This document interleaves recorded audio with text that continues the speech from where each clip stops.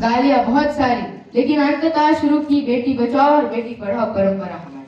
जी हाँ, मैं बात करने जा रहा हूँ सावित्रीबाई फुले की। सावित्रीबाई फुले, इनका जन्म 3 जनवरी 1831 में नायगांव में हुआ। जन्म के 9 साल बाद यानी 1840 में उनकी शादी महात्मा ज्योतिबा फुले, जो कि स्वयं उस समय 13 साल के थे, इनसे करवाई। शादी के 8-9 सालों में ही उन्होंने स्त्री शिक्षा के विषय अपने योगदान देना प्रारंभ किया। इसी दौरान उन्हें समाज और परिवार का कठोर सामना करना पड़ा, कठोर विरोध हुआ। और वो कहते हैं ना, डर के आगे जीत होती है। उन्होंने हार न मानी और किया अपना प्रयत्न, किया अपना प्रयास और हो गई सफल। उन्होंने प्रथम महिला शिक्षिका बनने का मान किया और स्त्रियों को शिक्षित किया।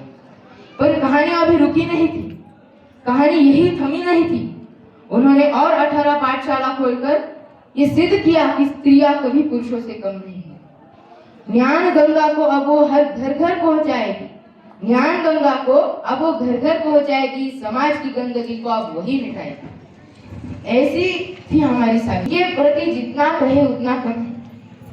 इनका एक बात मुझे सदैव याद आता है कि 1831 में इनके पास सिर्फ 8 छात्राएं शिक्षा ग्रहण करती थी, पर यह संख्या 1891 तक 150 से ऊपर चली गई और इनके हर एक पाठशालाओं में किसी भी तरह का जाति भेद, उच्च नीच का कोई भी तरह का कोई संवाद नहीं था।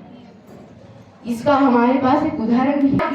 एक पाठशाला मुस्लिम बांधवों के घर में प्रारंभ की थी, जिसके कारण हमें प्रथम मुस्लिम महिला शिक्षिका बेगम फातिमा ये हमें प्राप्त हुई। इनके इस कार्य से हमें उनके कार्य के प्रति ज्योतिबा फुले और सावित्रीबाई फुले, इनके कार्यों में यश का प्रतीक साफ दिखता है।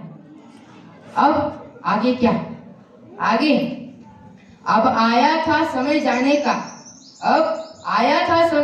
का, फिर मिलते हैं यारो, इसी के साथ 1890 में ज्योतिबा फुले इनका निधन हो गया। सावित्रीबाई फुले ने उनको मुखाग्नि दी। इसी बात से हमें यह पता चलता है कि उनका अपने पतित्वता, अपने सुहाग के प्रति प्रेम और सद्भावना। आगे क्या हुआ? आगे उन्होंने कभी हार नहीं मानी और अपने प्रयासों पर अटल रही।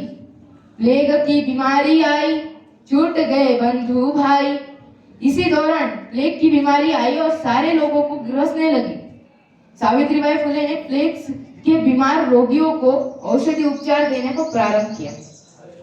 औषधि उपचार देते देते समय का तो करवट ही बदल ली। जिसने अपने मन से, अपने तन से और अपने धन से समाज का कुछ कल्याण करना चाहा, उसे ही प्लेग हो गए। इसके बाद प्लेग के रोग के ग्रसित होने से सावित्रीबाई फुले इनका निधन हो गया। उनके व्यक्तिमत्व और व्यक्तिमत्वता को दर्शाने वाली एक शायरी मैं आपके सामने प्रस्तुत करना चाहता हूँ। तू अपनी खूबियां ढूंढ, खामियां निकालने के लिए लोग है ना। आज चलना है तो आगे चल, पीछे खींचने के लिए लोग है ना। सपना देखना है तो ऊंचा देख, नीचा दिखाने के लिए लोग है ना। तू अपने अंदर जुनून की